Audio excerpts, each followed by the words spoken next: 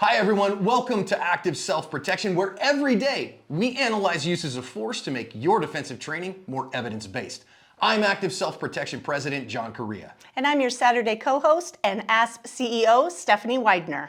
This one's out of Oakland, California. It's an odd one. So this guy has just walked into a convenience store and he's going to be confronted by a guy there whose friend is behind the counter. And the guy that comes in has like a balaclava on, like, you know, a full mask on hiding his face. So this guy's going to be like, yo, dude, what are you doing, man? You can't do that. And he's going to like put his hand up to his head like that. You saw that? Which makes our guy in the ski mask pull a gun and get after him and shoot him, which then makes the clerk go back to the counter and grab his own gun and go after this guy and shoot him in the back. Both the friend of the clerk and the guy in the balaclava ended up shot here. They both survived, but were in serious condition. If you go read the news stories I've linked in the description, I don't think that the clerk is under any danger of charges here, but I sure think the guy in the balaclava is going to be charged once he's out of the hospital. Palm pepper spray is next generation OC spray. It's hot at 1.4% major capsaicinoids, and its modular design means you can customize it exactly to you. 3 different setups, lots of different color combinations.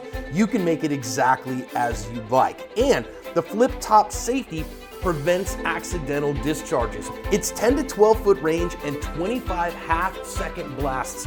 Make sure that you can keep that long range eye poke at long range. I trust Palm OC and I recommend it for everyone for self-defense. Steph, I think we would be remiss if we did not start the lessons here with this idea of being a good, sane, sober, moral, and prudent person. And I also think here, you know, somebody walks in with a COVID mask on in 2024, that's all right, fine. You walk in with a COVID mask and a hood up, that's a problem. You walk in with a ski mask on in Oakland, California, I'm going to assume you have ill intent. Huge screaming red flag. And of course you want to be careful about just the rules of stupid. One of those rules is be careful about hanging around stupid people, because not only can you find yourself in minor types of trouble, but if our guy with the gun here had decided to rob the place and ended up shooting someone because you were there, you could also be charged with something as serious as murder just by hanging around the wrong person when they decide to do something really stupid. So you really want to be careful who you let in your circle and who you go out and do things with. So I really think here that our clerk's friend, okay, fine. I think they're doing okay stuff in this case. I don't think they're necessarily breaking the rules of stupid, but you know, his other hood rat buddies might be. And now though, he is going to then come up and again, I don't understand what the conversation was here, okay? But he's gonna come up and like point at the guy's head or something like that, or try to take his balaclava off or something along those lines. Whether he's thinking, dude, you're gonna rob this place, whatever, you're gonna get capped doing that. I'm telling you, don't confront people who you don't understand their moral code, because you don't know what he is going to be capable of and what he's willing to do to enforce his social boundaries, right? This is most likely, in my opinion, a social boundary violation violence. And we see this from time to time. Oh, he offended me, he stepped to me. And Steph, when that happens, man, you don't know what he's willing to do to punish that social boundary violation.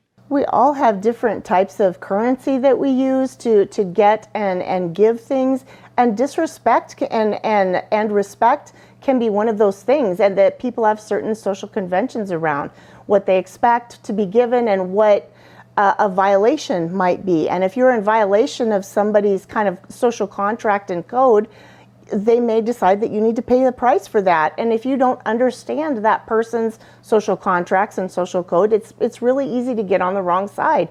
And we see that particularly with something like a disrespectful thing.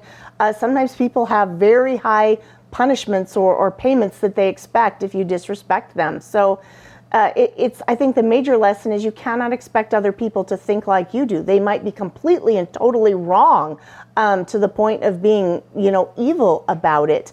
But that doesn't change in the moment that they're not going to require you to make payment. I really love that. Just because they're wrong doesn't mean you won't have to pay the bill. Now, dude's gonna go and get a gun out here. I'm gonna say if you see it and as you see it, he is backing away in that moment. But recognize that as our victim here turns away, you know, obviously turning away is not gonna stop a bullet here. You either gotta get out of the danger zone or into the danger zone. The other thing I think we should talk about here, Steph, is that our clerk ends up having to dive under the counter to go get the gun. And this is one of the reasons that I always say keep the gun on your person, because he's out of place to get it, and that makes him late to defend his friend. You know, we always talk about in defensive encounters that seconds matter, but it's actually more like tenths of seconds matter in defensive encounters that only last a total of a few seconds. Seconds and it's over. Tenths of seconds and you can make a difference. So the fact that he has to go to retrieve a gun while bullets are already flying puts everyone at a huge disadvantage. He was able to get there this time, but to be able to get it into the fight, a second sooner could have made a huge difference here. And I really think, okay, good that he had a gun available to him, right? So I'm down with that. I love that. I know in California that their gun laws really suck in California, and I wish that they were better. But I'm grateful that he had something available to him here. Would much rather have had it on his person. Carry it on your person if at all possible, because that tenths of seconds really does matter. Now, dude is going to go out. Now, I want to talk about the bystander here real quick. We only saw the bystander for a brief second because as soon as bad things started, that bystander dropped a ninja smoke bomb and bounced and went and found concealment. We say this all the time on the channel, concealment ain't cover, but it works the same in like 99% of instances in private citizen encounters, because what bad guys don't see, they don't shoot at. Now, of course, here, if there was a stray round, that could have been a significant problem, but getting out of the danger zone, finding yourself a place to hide. I mean, maybe if you're a big meat-eating crime fighter and you've seen the whole thing and you know who the good guy is here, maybe you can do something about it. But I think for the vast majority of people here, Steph, diving behind something and getting out of the way was really smart. I think it's a huge win, and so often we see the exact opposite, where we see kind of a freeze response from bystanders as they're not helping, but they're not also getting themselves to safety. So to see them actually, to see someone actually make a quick decision, make a movement, and get behind concealment, like you said, that works often just as well as cover. I think that was just brilliant by our bystander here. And we always talk about, making decisions about what type of third-party encounters you're willing to be a part of ahead of time. This one, we have video of it, and I'm still a little confused about what's going on and who's our good guy and bad guy here. We're trying to learn the lessons we can. This is not something I'm likely going to get involved in unless I'm forced to. Maybe you're different, but regardless, you need to know 100% what's going on in a third-party encounter, not beyond a reasonable doubt, not I think I have a good idea what's going on. If you're putting all of your chips on the table, you better be 100% sure in a third-party encounter. And this person wasn't. They got out of the way and did what they could in the moment to protect themselves. I think that's a big win we don't often see. I really agree. I think that, of course, if you kiss them goodnight, you're going to defend them with deadly force. Get outside of that, man, you're starting to run risks. Next, the clerk here shoots this guy squarely in the back, but that's justified defensive use of force. He's absolutely shooting at my good friend, and if I don't stop him right now, he is going to kill my friend. I'm certain my friend is going to die. So remember what we say all the time. It is not about where you shoot someone. It is about why you shoot someone. You can shoot somebody in the front and it not be justified defensive use of force. Here, shooting him in the back, I want you to recognize 100% this is morally justifiable, 100% legally justifiable, because he is an imminent deadly threat to your friend. You know that threat exists. You have to stop it or somebody's going to die. So it's not about where, it's about why. Yeah, and if he continues on this path without turning around and continuing to engage at some point in the future, this does become unjustified. But at this point, we've got a gun out, we've got a friend that's been shot, everyone is still at risk.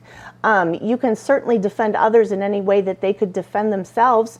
And so, yeah, this shot in the back is absolutely, completely justified. In my opinion, I would like to see the clerk have taken the time to get a second hand on that gun. We're kind of, sending rounds out into a parking lot in a populated area. If we don't get the bad guy to stop these bullets, we're not sure where they're going to go. So a second hand on that gun could ensure that the bullets are stopped by our bad guy here, and I think that's important. I really agree. I think you saw that last shot there that he kind of jerked that gun low left because he's shooting with one hand on the gun. And we see untrained people do this all the time. And so I just can't say enough. Put two hands on the gun. Two hands on the gun is how we learn to use it. Every police force in America uses two hands on the gun for a reason.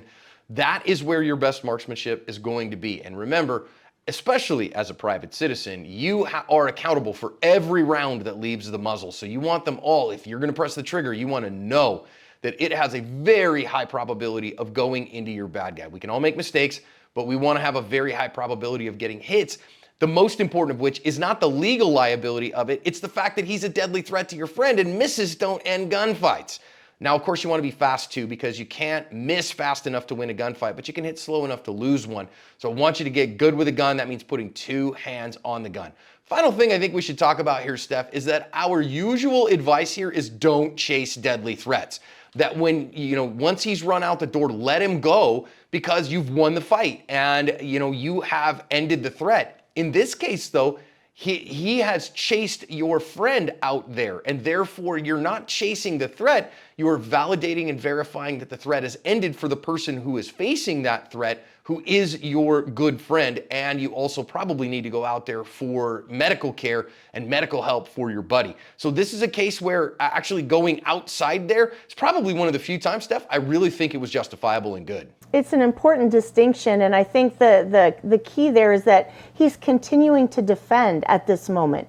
We know in hindsight that the fight is over. In the middle of this, he doesn't know that yet, and so he's moving towards his friend and continuing to defend. At the point that you're no longer defending and you're instead chasing or punishing or pursuing, or any of those words start to come into play, not only are you starting to get onto shaky legal ground, you're in very, much more importantly, you're in super shaky tactical ground as you move into the unknown to start kind of a second gunfight. We always say take the win. And in this case, our defender did absolutely that. He moved forward to continue to defend. He didn't continue to pursue the threat. And in doing so, absolutely covered his ass.